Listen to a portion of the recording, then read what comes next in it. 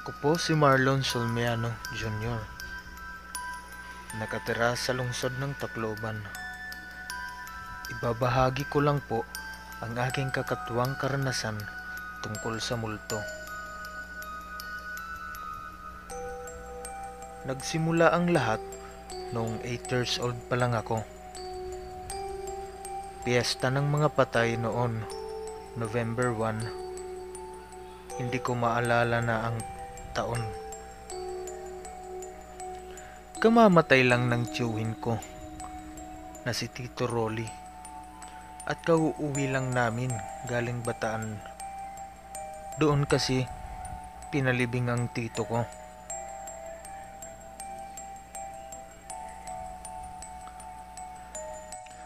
May laruan ako noon, isang whole set ng Kiddie Meal sa Jollibee, yung Scooby-Doo set. At isa sa mga puzzle toy doon ay may nakakatakot na tunog. Dahil nga sa Halloween issue yun.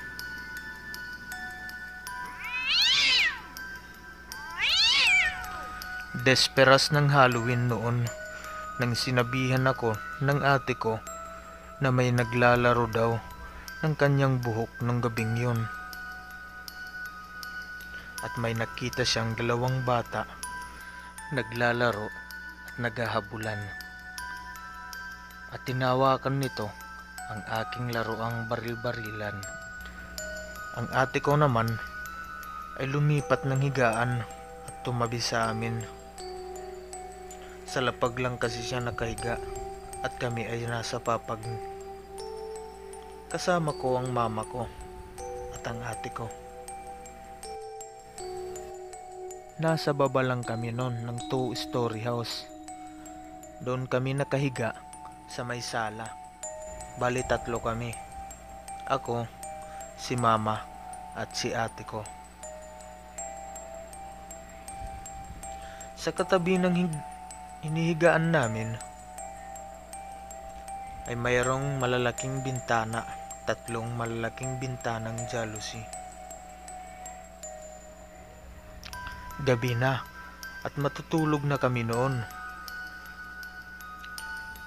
Kahit magpepesta na ng mga patay ay hindi kami nakapagsindi ng kandila at nakatulog lang kami kaagad. Tahimik na ang paligid kasi nasa sementeryo ang ilang kapitbahay namin. Tahimik na ang lahat nang nalimpungatan ako dahil may kumalabog sa sahig mismo doon lang sa sala.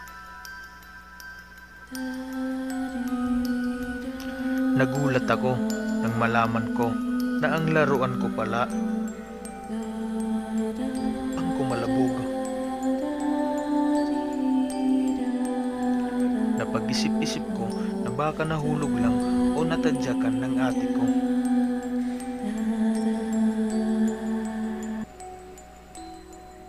Pero napaisip na naman ako, paano mahulog yun?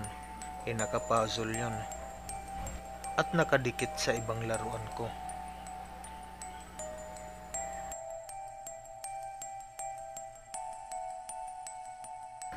Ang pinagtataka ko, bigla kong naalala kasi na nasa tabi namin si ate.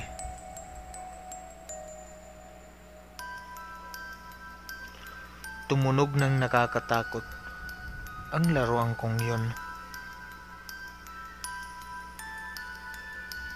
Kasi ganun naman talaga yun. Tumutunog pag napipindot.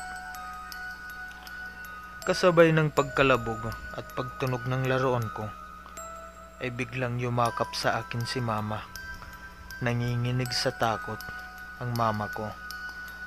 At nagdarasal siya, kaya nakaramdam din ako ng matinding takot. Alam ko kasi na mayroong mga karanasan si mama tungkol sa mga ganitong usapin.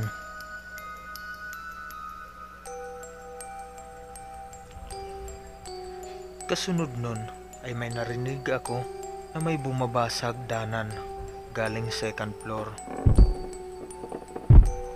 kung saan natutulog ang tito ko, lolo at lola ko. Nang nakababa na, kung sino man yung lumalakad na yon na pababa, ay naglakad ito papunta sa aming direksyon. Dahilan nun ang pagkatakot ko. Sa uluhan lang namin ang pinto ng bahay at sa gilid ko naman ang malaking bintana. Nang narinig ko ang mga yabag ng paa na lumalapit sa aming direksyon, agad kong ninakap si mama.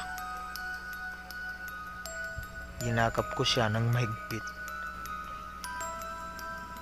Di nagtagal ay narinig ko ang pagtunog ng lock ng pintuan.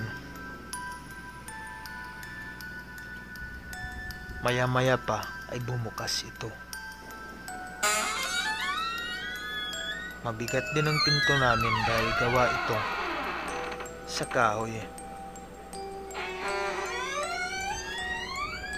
Solidong kahoy.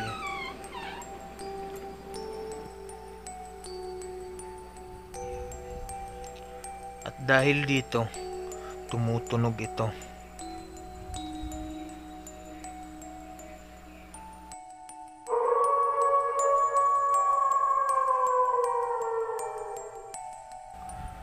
Sa pagtingin ko sa bintana naming nakasara na jalousie, kitang-kita ko ang anino ng taong matangkad. Makapal at kulot ang buhok. Nakita ko na binuksan din niya ang gripo at nilagyan ng tubig ang balde.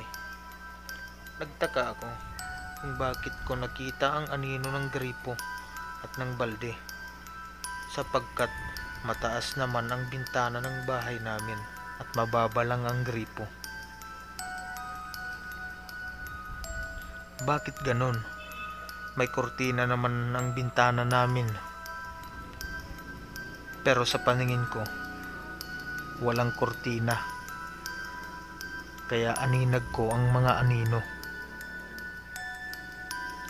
Bandang 3:00 ng madaling araw, lumabas si mama para mag-CR.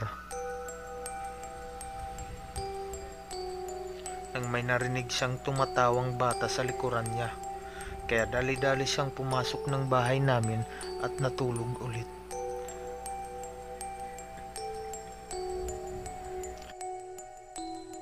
Simula noon, nagsisindi na ako ng kandila sa tapat ng bahay namin tuwing sasapit ang piyesta ng mga patay.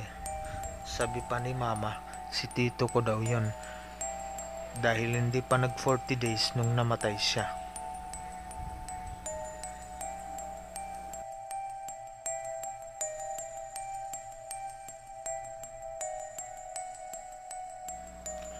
Kung gusto mo ang mga ganitong uri ng kwento, please comment below para malaman ko.